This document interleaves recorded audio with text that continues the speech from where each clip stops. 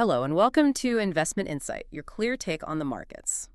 Let's get started. We are launching into a really crucial deep dive today. We've been looking through a stack of recent analyses, and they all point to two high-stakes battles that are shaping, well, everything in the tech landscape. And not just tech, but where all the capital is flowing across the globe. Exactly. So our mission here is to pull out the most important nuggets of knowledge from these complex reports. We're talking everything from AI traffic analysis to, direct statements from chip manufacturers. Right. And then translate all of that into some actionable insight for you. I think these are arguably the most critical structural shifts happening in the economy right now, and they are moving incredibly fast. The speed is breathtaking. It is. And we aren't just looking at interesting technology updates, like a new feature on a phone. We're tracking capital allocation stories. What do you mean by that exactly? Well, when giants like Google or OpenAI or Samsung make these huge strategic moves, they're basically sending up a flare. They're telling us where the leverage is. Where the real power is shifting. Exactly. Where the profit is going to end up, and maybe more importantly, where massive financial risks are building up right under the surface. So we're here to help you understand the why behind all these market shifts. Okay, so we have two massive and I think deeply intertwined themes that are just dominating the data. First, we're dissecting what we're calling the AI war. A good name for it. It's this ferocious contest for AI supremacy, really between Google and the OpenAI Microsoft axis. And what's fascinating is how this has morphed from a tech sprint into what the analysis calls a brutal money game. A pure test of endurance. Pure, unadulterated financial and infrastructural endurance. And then second, we're diving deep into the chip crunch. We're going to analyze why this structural supply shortage, which is driven by HBM demand and all these new AI devices, isn't just getting worse. It's actually flipping the entire power dynamic. Right. It's structurally flipping the power dynamic in the memory semiconductor market, making the manufacturers, well, the undisputed boss. Let's start right at the epicenter of that conflict then. The battle for the most advanced large language model, which, as you said, is proving to be a lot more about dollars than algorithms. Okay, let's unpack the state of the AI race. For a long time, the narrative was, one key player had this massive, almost insurmountable lead. That was the story for a while, yeah. But recent data suggests a really crucial inflection point happened just in the last few weeks. The source material highlights the rapid, aggressive rise of Google's new model, Gemini 3.0. And that speed of adoption is paramount. It's one thing to have a good model, it's another to get people using it. Gemini 3.0 was released in November, and it just exploded. Why so fast? It seems to have specifically absorbed users who are starting to get a little impatient waiting for the next big release in the competition, which, for now we're just calling ChatGPT 5. So there was pent-up demand for the next big thing. Absolutely. And here's where it gets really interesting. This is where the competition moved from a theoretical lead to what looks like a dead heat. You're talking about the traffic analysis. I am. According to analysis from as recent as December 3rd, Gemini's market share in complex reasoning tasks. So this isn't just asking for a poem, this is the heavy lifting. Exactly. The things we use AI for when we're coding, analyzing dense documents, or, generating complex business strategies. For those tasks, its market share is now within the margin of error of ChatGPT. Wow. So they're functionally tied. In the most demanding, highest value use cases, they are operating at performance parity. Okay, so when you have a technical tie, the battle has to shift, right? It can't just be about who has the smarter model anymore. That's the real game changer the sources are emphasizing. The battle shifts to distribution and ecosystem. And this is where we see the Android advantage enabled by what's called on-device AI. Right. Google isn't just competing with a website and a browser. They're leveraging the world's largest mobile operating system. Think about what that means. If you're embedding the AI directly into the phone's operating system, so the processing happens right there on your device, instead of sending a request to the cloud and waiting for an answer. You get huge advantages, speed for one, privacy probably, and just access. It's always there. All of the above. And this integration with the Android ecosystem is the crucial strategic lever. We are seeing data indicating a really significant surge in mobile active users, or MAU, for Google's AI services. And this isn't just people trying it out once. No, this looks like structural adoption. It's becoming part of their workflow. So what does that surge in users actually mean for Google's competitive position in the long run? How does that change the game? It fundamentally changes their classification in the market. This MAU surge solidifies Google's position not just as an alternative AI, but as an essential component. An essential component. That's a strong phrase. The analysts were so impressed, they used terms indicating it was becoming an indispensable necessity. Think of it like this. If the best AI tools are just built into the software you use every second of every day on your phone. You don't even have to think about it. You don't have to download a new app or open a new tab. Exactly. That reduction in friction gives Google a massive volume advantage that a standalone, non-integrated startup just cannot match. No matter how clever their code is, the battle becomes about distribution, not just tiny technical gains. And in response to that existential threat, OpenAI has made a pretty dramatic move. A drastic strategic pivot. Analysts are calling it a strategic retreat from profit. They're essentially burning the bridges of near-term revenue generation. The CEO, Sam Altman, was apparently very explicit about this. There's a quote here. He said, "Now is the time to win, not to make money." Wow. That's a high-stakes mindset. I imagine that must have startled some of their financial partners. I would think so. That quote signals that they believe they are in a critical winner-take-all moment. And so they've channeled all their available computing resources. And we are talking about resources that cost billions of dollars a year Billions! into training and enhancing their next-generation model, which has the codename Orion. This is a full-throttle commitment. Every dollar, every available chip is going towards model improvement. But that intense focus has a steep price, which the sources point out is, well, immediate revenue. They've decided to indefinitely postpone introducing an advertising model. Which is a potentially massive cash stream they just willingly walked away from. And it's not just ads. No, it's not. They're also minimizing focus on other immediate moneymakers. Things like expanding support for the GPT store or developing more personalized personal assistant services. These are all things that could bring in cash right now. And they chose not to. They chose technical supremacy over the quarterly earnings report. This sounds incredibly risky. What's the strategic thinking here? What is this called? It's a classic chicken game analogy applied to business. It's an act of extreme brinkmanship. You know the game. Two cars driving at each other. The first one to swerve loses. Right. OpenAI is essentially taking its hands off the steering wheel and yelling, "We are going straight!" Their logic is, if we pause to build an ad platform or scale up customer service, Google will blow right past us. So they'd rather risk a crash than lose the race.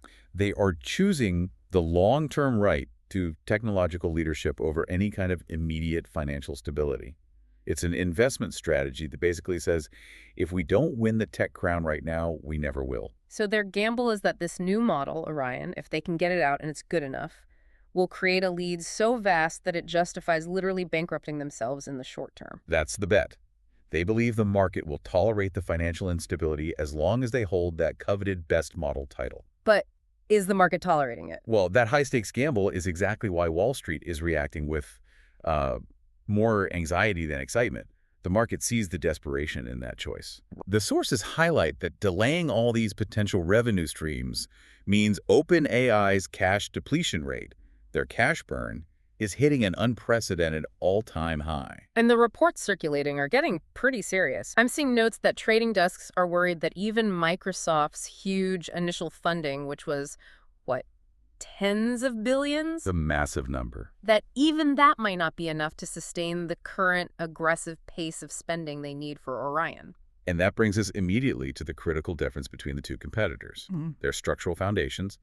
The analysts call this the financial gulf, or, I love this phrase from one report, the difference in physical endurance. Physical endurance? Like a marathon runner versus a sprinter? Precisely. We have to contrast the financial stamina of the two. So let's break down Google's stamina first. Google is just a machine. It's a machine designed to withstand endless capital investment. They have these vast inherent cash generators. Search advertising. Search advertising alone produces just massive, high-margin, consistent revenue, a fire hose of cash. And, critically, they own their own cloud infrastructure, Google Cloud. So they're not paying rent to someone else. Exactly. They can treat billions in AI investment as an internal R&D expense or a capital expenditure that builds equity in their own data centers. They can absorb these costs pretty much indefinitely without their existence ever being threatened.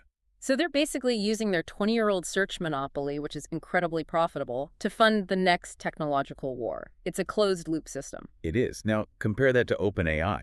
It is structurally a startup. It lacks any significant internal high-margin cash generation. It is entirely dependent on external financial support from investors, mainly Microsoft. And that's the core insight here, isn't it? It's the whole ballgame. Recent analysis suggests this massive structural difference in financial endurance might be the single biggest factor that decides the winner of this competition come 2026. So even if Orion is slightly better technically, If Google can simply outspend OpenAI until they run out of runway, the race is over. so the market isn't betting on the smarter AI, it's betting on the bigger bank account. How long can the challenger survive this infrastructure war when the incumbent basically prints its own money? That is the money game right there. Yeah. And that 2026 timeframe is so critical because that's when the cash burn rate, plus potentially still high interest rates, forces a very hard choice. What's the choice? Slow down development or go begging for emergency funding that might mean giving up control or taking a huge hit on your valuation. And this intense cash burn, it's made even worse by another front in this war, the infrastructure arms race, specifically getting access to the chips. Custom silicon. This is where Google has been making incredibly aggressive, forward-looking moves to become self-sufficient. We're talking about the Google TPU push. That's right. Google isn't totally reliant on the commercial chip market like everyone else. They build their own custom chips, their tensor processing units, or TPUs, and the latest is the V7. And they're not just using them for themselves. No, they're aggressively promoting them to their external cloud customers. This is accelerating Google's independence from the NVIDIA ecosystem, which basically dictates the pace and the cost for the entire rest of the industry. Is there any proof that these TPUs are actually any good? Or is this just a way for them to save money? Well, the sources noted a remarkable validation point, something that really proves their case. What was it? Apple, Google's main competitor in the mobile space, recently used Google TPUs for its own confidential AI model training. Wow, Apple used Google's chips. Think about that. That is a massive endorsement. It demonstrates that the TPU is unequivocally competitive with the high-end GPUs on the market. It proves Google is a vertically integrated powerhouse in AI infrastructure, from the chip up to the software. That's a stunning piece of data. Meanwhile, the sources paint a really starkly different picture for OpenAI. They're scrambling for hardware. It's described as a desperate, full-throttle effort. They are at a huge structural disadvantage here. The analysis points out that OpenAI is so desperate to get their hands on cutting-edge computing power that they're trying to bypass their own partner. Bypassing Microsoft's Azure cloud. Yes, they're trying to negotiate directly with NVIDIA for priority access to the newest generation of GPUs, specifically the ones called Rubin. Going around your main partner and financier to go straight to the supplier, that is a telling sign of stress. It speaks volumes. It tells you about the scarcity of these chips and just how time-sensitive their development schedule is. It suggests that even Microsoft, a multi-trillion-dollar company, can't guarantee the speed or the volume of cutting-edge hardware that OpenAI needs to keep up with Google. Who can just make their own? Who can just make their own. This whole scramble for Rubin chips, it just reflects the absolute financial reality of this war. The war for AI supremacy is now a war for silicon access.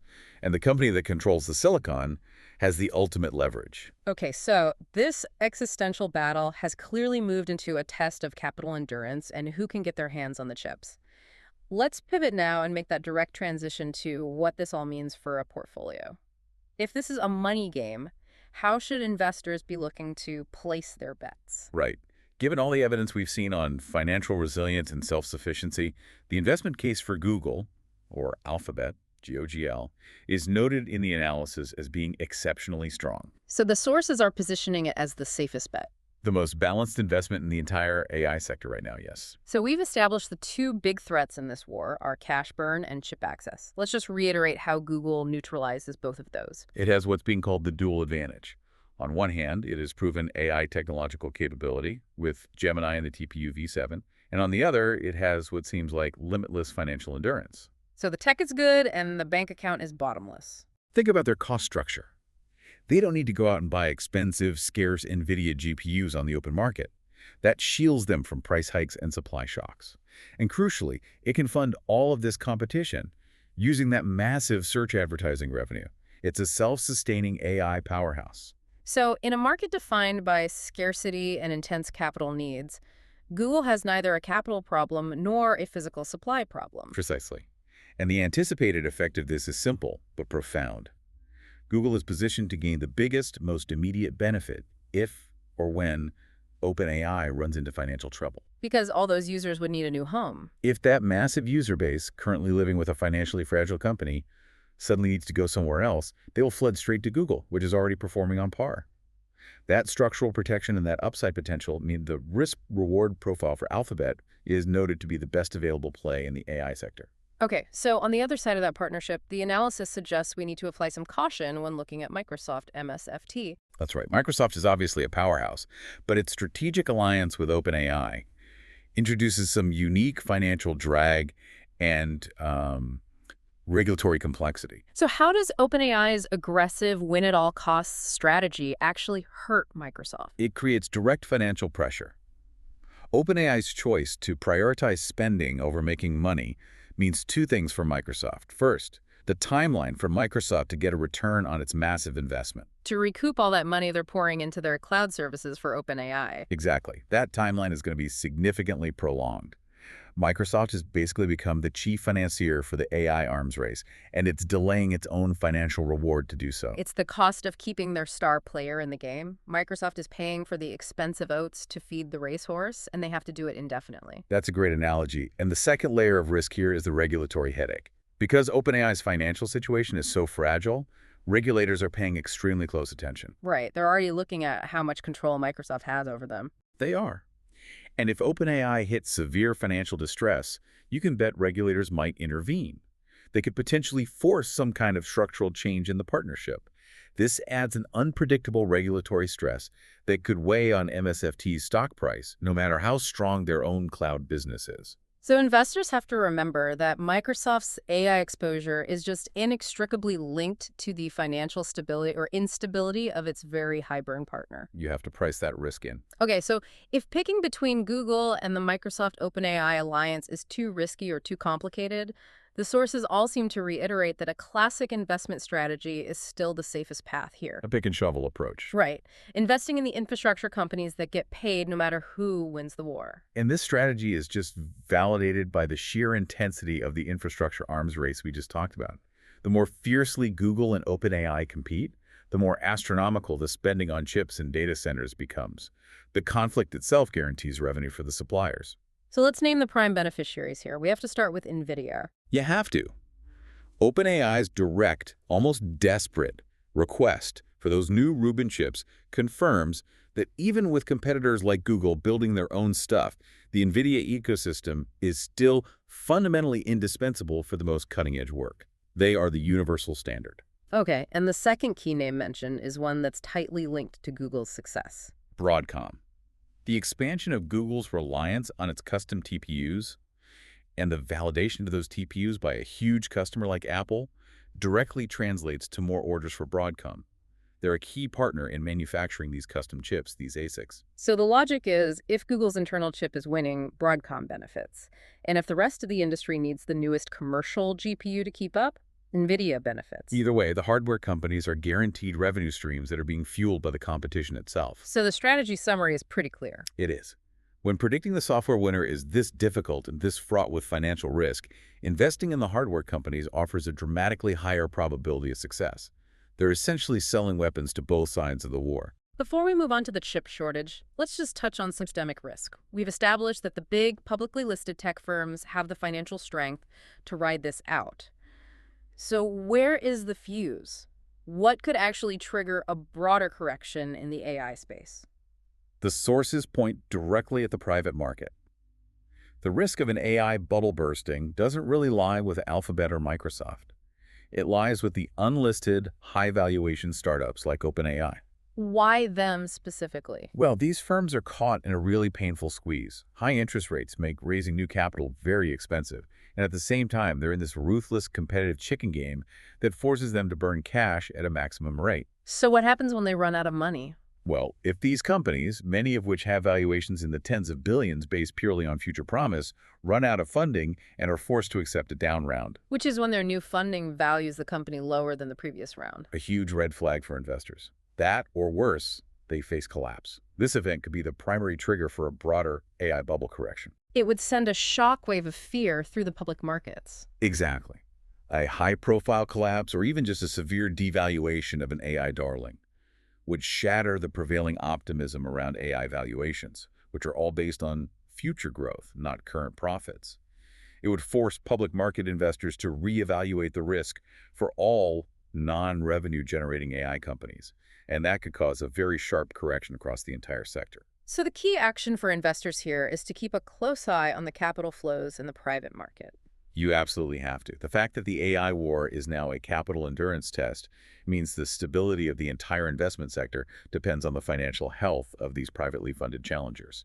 Okay, let's make that transition now. We're moving from the high-stakes money game of AI models to our second massive theme, the memory semiconductor market.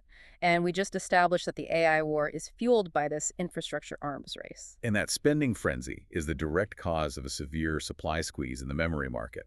It's signaling the start of what analysts are calling a structural supercycle. Right. And the analysis confirms the shortage isn't just a forecast anymore. It's an immediate reality. We're seeing what's being called inventory zero for some key products. We are. Recent data confirms what a few firms were predicting. The supply of high-capacity server DDR5 modules is getting intensely tight. And critically, we're seeing extreme tightness for enterprise SSDs, or ESSD. Which are the high-speed storage drives needed for these massive AI data centers? The ones you need to store all the training data. And the tightness in the spot market is happening now, as early as Q4 2025. So why are enterprise SSDs specifically hitting inventory zero so fast? Is it just the data centers buying everything up? That's a huge factor, but new analysis reveals a critical accelerator, something that's pouring gasoline on the fire. And what's that? On-device AI. The forces are highlighting this as the definitive factor that's accelerating the timeline of this crisis. The industry analysis, confirmed as of December 3rd, points to a fundamental change in what our consumer devices need. You're talking about our phones and laptops? Yes, exactly. The next generation of consumer electronics, so think AI PCs, AI smartphones like the anticipated Galaxy S26 models due out in early 2026, they're going to fundamentally increase the amount of memory needed per device. The industry calls this contents per box. Right. And the reason for the increase is the need for local processing power to run all these sophisticated AI features directly on your device without having to go to the cloud. Okay, so what's the scale of this increase? Are we talking a little more memory or a lot? The analysis confirms these new devices will require 20% to 30% more memory per unit compared to their non-AI counterparts. 20 to 30%, that is not a small jump. This isn't a mild cyclical fluctuation. It's a permanent structural uplift in demand volume coming from the world's biggest consumer base. And it's compounding the already massive demand from data centers. This dual demand shock is what's accelerating the crisis and pushing the market into scarcity sooner than anyone expected. And with that kind of dual demand shock, the power structure must be completely flipping. It is inverted. The manufacturers are now firmly in control, and the sources confirm they're executing a very deliberate supply control strategy designed purely to maximize their pricing and profit leverage. Let's start with the most dramatic example of this scarcity, SK Hynix. Their chairman's recent update was just astounding. It was a clear warning shot to the entire market. He stated that SK Hynix's HBM production capacity for the entire year of 2026 is already completely sold out. For the whole year. The whole year. And they cannot fulfill any additional customer requests. They are at their physical capacity limits for the next 18 months. That one statement is just incredibly powerful evidence. It reinforces that whole analyst view of a supply shortage until 2027. When a major manufacturer just comes out and says they physically cannot meet demand for the long term, that points to a deep structural bottleneck. It shows how hard it is to scale HBM production, and it basically locks in scarcity for the foreseeable future. Now let's look at their competitor, Samsung Electronics. They're taking a different, but you said an equally powerful strategic approach. Yes. Their strategy is centered on profit first. Samsung has confirmed that their goal is profit maximization over market share. What does that mean in practice? Because in past cycles, Samsung was known for the opposite, right? They'd flood the market with chips to gain market share. That era is over. The key strategic move now is what's called tech migration. They are intentionally accelerating the conversion of their standard DRAM production lines into HBM production lines. So they're making more of the expensive, high-margin stuff. Right, but that conversion has a massive secondary effect. It structurally reduces the available supply of standard DDR5 DRAM and high-volume NAND flash. So they're purposely shrinking the supply of the more common chips. Precisely. This structural reduction creates immediate scarcity across the entire memory market. It's a deliberate strategy. By controlling the supply faucet, Samsung ensures that as prices inevitably spike for general memory products, which is a direct result of everyone prioritizing HBM, they're in the strongest possible position to dictate terms and pricing. So they're maximizing profit leverage, not just competing on volume anymore. That's the new game. Okay. We have the corporate statements. Now we need to see if the hard data backs this up. The sources point to the latest export figures from South Korea. And the data is definitive. South Korea's semiconductor export revenue for November, which was announced on December 1st, set an all-time record for that month. This validates all the aggressive, optimistic forecasts we've been seeing from firms like Citi. The economic activity is confirming the cycle is real. And there's a key detail in that data that shows exactly where the explosion is happening. It does. When you drill down into the segments, SSD exports specifically surged by over 70% year over year. 70%, that's not growth, that's a demand explosion. It's unbelievable. A 70% increase in storage exports in a single month. Why the singular focus on storage? What's driving that number so high? This is the confirmation of the explosive storage demand from AI data centers. Training these massive models like Gemini and Orion requires more than just compute power from GPUs. It requires colossal amounts of high-speed storage. For what? For things like model checkpoints, for the huge training data sets themselves, for inference acceleration. The sheer scale of these new models means data centers are buying eSSDs at a rate that is simply unsustainable for the current supply chain. The data tells us the demand side is running white hot, and it shows zero sign of slowing down. This validates the entire thesis of the memory supercycle. Okay, so we've established the structural reality here. The manufacturers are in control. Scarcity is the new driver of pricing. Let's pivot to the investment strategy for a market where that pricing power has completely shifted from the buyer to the seller. Right. And I think the investment community is already pretty keenly aware that HBM is a positive for the memory manufacturers. That news is, largely baked into the stock prices. So where's the edge? The true insight now lies in the secondary effects, the trickle-down or ripple effect caused by everyone prioritizing HBM. So we should be looking at the products that are being left behind, in a way. Exactly. The products being starved of capacity. Because Samsung and SK Hynix are diverting all these resources to high-end HBM, the available supply for general server DDR5 modules and, significantly, enterprise SSDs is just rapidly drying up. So the investment in HBM is what's creating the scarcity in the commodity market. It is. And the prediction, based on this unavoidable scarcity, is a sharp price spike for these general server and enterprise products. It's highly likely to happen, and happen aggressively, in the first and second quarters of 2026. So not a gradual recovery, a sudden jump. A jump driven by a physical lack of inventory. And that price action has a profound financial consequence. It will lead to a much faster than anticipated improvement in the operating profit margin, the OPM, for these memory companies. And when OPMs improve that fast, stock prices often re-rate dramatically upwards. This structural change must also be creating a huge opportunity for the equipment suppliers. It does. While chip makers are historically pretty cautious about building entirely new factories or fabs. Right, that's a multi-year, multi-billion-dollar commitment. They are being incredibly aggressive with what's called conversion investment. Adapting the facilities they already have. Correct. The rapid need to convert processes to manufacture HBM, which requires really complex 3D stacking and advanced packaging, plus the normal need to replace aging equipment. And it all drives huge immediate demand for specialized components, materials, and back-end equipment companies. These are often called sobujang firms, right? The suppliers of materials, components, and equipment that are the essential plumbing for the whole process. They are, and they are the direct beneficiaries of all the capital being spent on this structural conversion. The expected outcome is that these specialized firms are poised to see significant, accelerated performance turnarounds starting in Q1 2026. Why then? Because that's when the orders for the specialized HBM-related equipment, things like advanced etching and testing tools needed for the precise stacking of chips, will really accelerate into full gear. If you can't buy the chips you need, you have to invest in the machines that make them. Okay, so in any cyclical market, investors have this instinctual fear of buying at the top. The sources here are advising investors to abandon that fear, that feeling that the peak is now. This is a critical distinction to make. This isn't a typical cyclical recovery where inventory eventually builds up and then prices crash again. This is a structural phenomenon. And the structural reality is dictated by what? Two non-negotiable facts. Mm. First, AI data center investment is not stopping. And second, the physical structure of HBM itself is the constraint. HBM consumes roughly 3 times the wafer space of standard memory.